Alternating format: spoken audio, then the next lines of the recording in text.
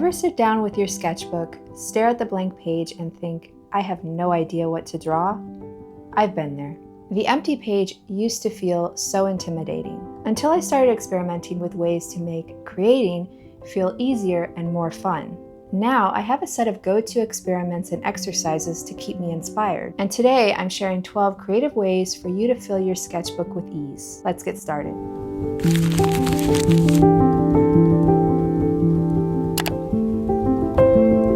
Okay, starting with the first sketchbook exercise, and that is to create thumbnail sketches. Now, there are a few different ways that you can approach creating thumbnail sketches in your sketchbook. One is you just create super loose sketches like this. These were based on some reference photos I took when I was in New York, and I just created some loose composition sketches. Another example of using thumbnail sketches is as part of the process in a larger project. For example, here I wanted to create a simple 4-panel comic. These were the initial thumbnail sketches, which then transformed to this final 4-panel comic. Another way of using thumbnails is for layouts. So here I was mapping out where I wanted to add words and images for this comic over here. Also think of your thumbnails in stages.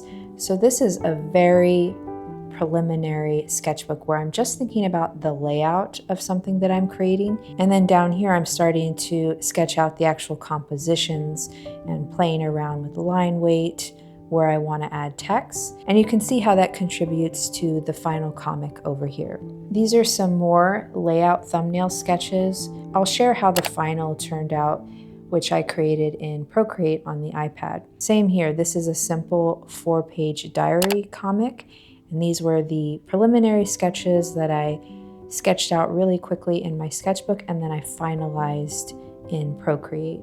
So there are a lot of ways that you can incorporate thumbnail sketches into your sketchbook practice. You can also create more finalized looking thumbnails. So here are some examples I created with various brush pens, and a lot of these were based on reference photos, but it's up to you how detailed you want to get with your thumbnail sketches. Something more final like this, or super loose sketches like this, where maybe you're going to finalize the work somewhere else. But using your sketchbook to try out different layouts and compositions with thumbnails is a great exercise, and it will improve your art overall.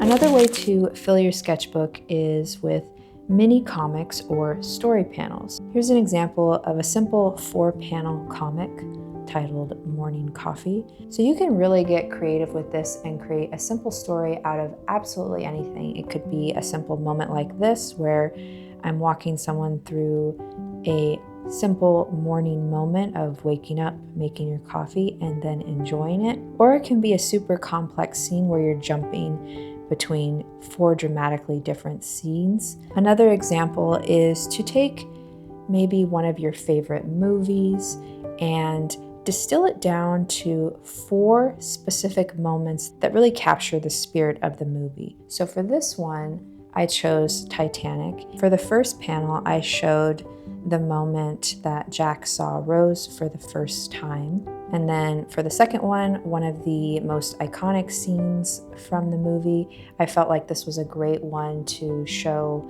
the progression of the love story. And then for the third one, the impending doom of the Titanic ship just as it's about to hit the iceberg. And then the final scene of tragedy where Rose lets go of Jack's hand in the water.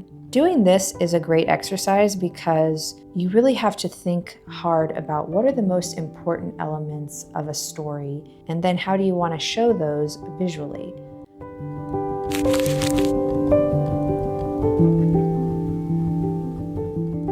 The next exercise is to take something, like in this example, someone robbing a bank, and do a timed exercise. You can choose whichever time amounts you would like. For this exercise, I chose 2 minutes, 1 minute, and 25 seconds, basically cutting the time in half. And you could do this in one drawing, but I decided to do it with a 4-panel comic of showing the progression of someone robbing a bank. So you can see the difference here where I have 2 minutes to communicate that idea.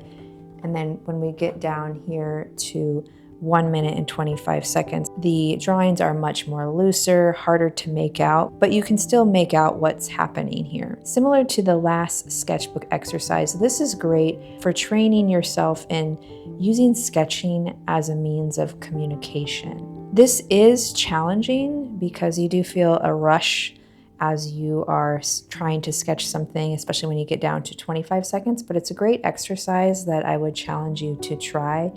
Pick a scene and try to draw it either in a 4-panel comic layout or even just as one drawing. If you were to show someone robbing a bank, how would you communicate that?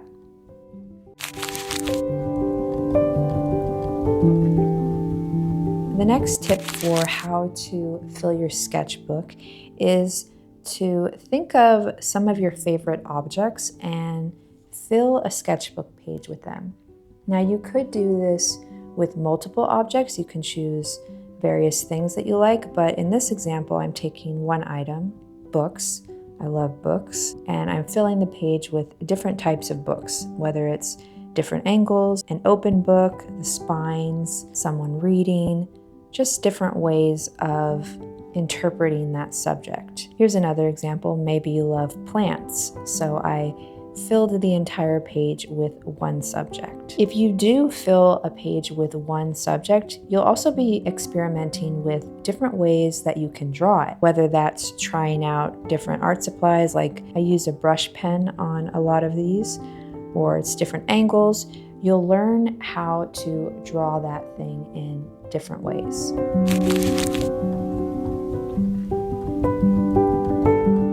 So for this next sketchbook exercise, I actually drew this in Procreate on my iPad, but you could draw it in your sketchbook. And basically the idea is to create a character inspired by an inanimate object. I chose a lava lamp. These are some initial sketches, so I'm trying out different facial expressions, different arms and legs.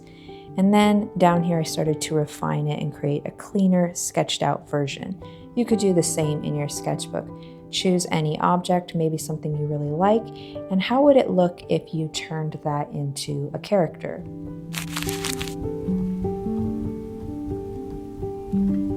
For this sketchbook exercise, I challenge you to use color as the primary element, not in the foreground, but in the background.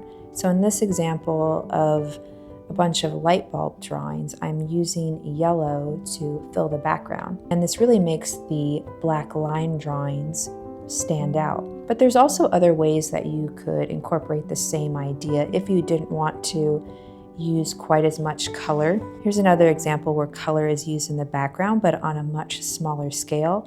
So first I drew the hand and the wand, and then I added this circle of yellow in the background afterwards. And here's another example where I filled the background with a color. So first I created this 60s inspired lettering that says blue for you, and then I filled the background with blue to really make the lettering pop. So have fun with color on this one and find unique ways that you can add it into the background instead of the foreground. Another way to challenge yourself with using color in your sketchbook is to create a duotone sketch. What that means is you're going to take 2 colors and fill a spread with just those 2 colors. In this example, I'm using black and red, but I'm actually using a few different art supplies. Here I'm using a red and black pen, but I also added a black brush pen and a red Posca marker to really pop on the page. I also added a little bit of lettering with the brush pen. So get creative in your sketchbook and choose 2 colors. It could be multiple art supplies, or you could limit it. Perhaps it's 2 colored pencils or 2 pens, 2 Posca markers, whatever it is, and create something with just those 2 colors.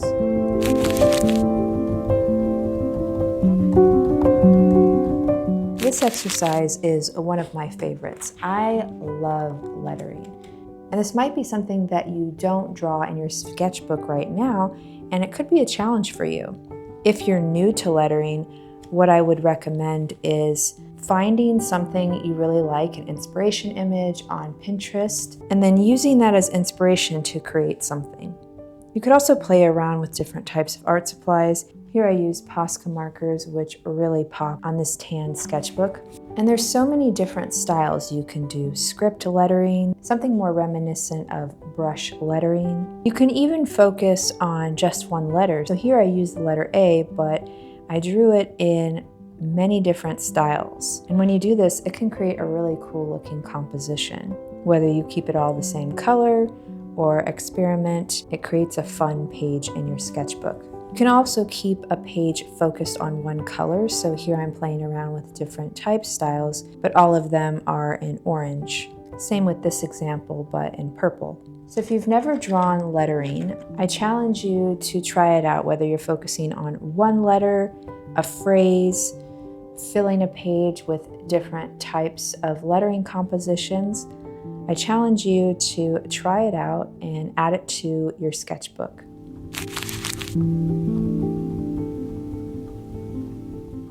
Another way to fill your sketchbook is with urban sketching. So both of these drawings are based off of reference images I took from a trip to Croatia. This is from Dubrovnik and this is Split, Croatia. You could use reference images that you find online, but I encourage you to take your own photos of either your hometown or from travels and vacations, and then draw from those images in your sketchbook. It's also a great way to create physical memories from your trip. If you don't like to do full scenes like this, another option is to do architectural studies, where you're really zooming into a certain detail from a building. And just like the first exercise, I created thumbnail sketches. So you could create thumbnail sketches or really fill the entire page focusing on one architectural detail. I love doing sketches like this because I'm really drawn to architecture, but it's also a great exercise for zooming in and really focusing on the details.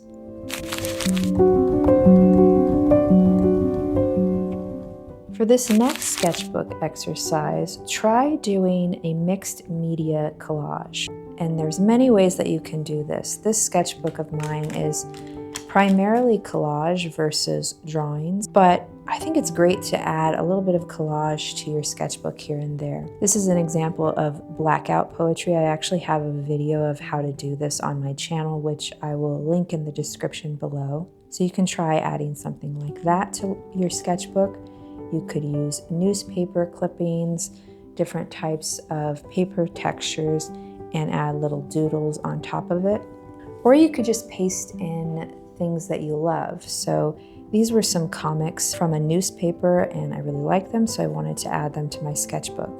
Another example of blackout poetry. If this is something that you want to practice more of in your sketchbook, I would highly recommend just starting to collect things that you love. Like this is something from a postcard, and this is from a magazine, and this is a sticker. They're just things that I collected over time. You can also use your art supplies to create layers. So here I pasted in a music sheet and then used a Posca marker on top to add some lettering. So you can really get creative with this. It's a lot of fun and it will create a really interesting spread in your sketchbook.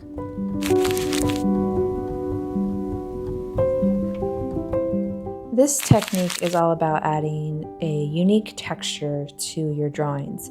This is called stippling, and essentially what it is drawing a bunch of dots, a lot of dots, to create texture. So this is all about varying the amounts of dots. If you want a light texture, then you would include less dots, and then to create a darker texture, you're adding more in a concentrated area.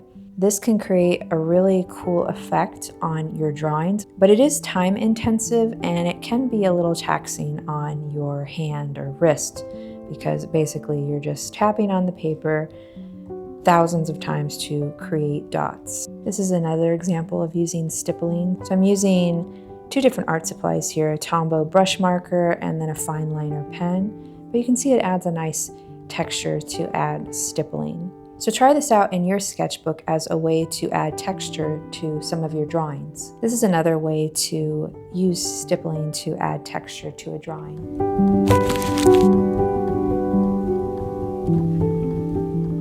The last technique or way to fill your sketchbook is to start with a small doodle and then expand outward until it fills the page completely. Something like this is really therapeutic. Basically, I started with small little circles, created larger ones around it, and then connected all of these shapes. I would recommend doing something like this when you want to relax and time isn't an issue.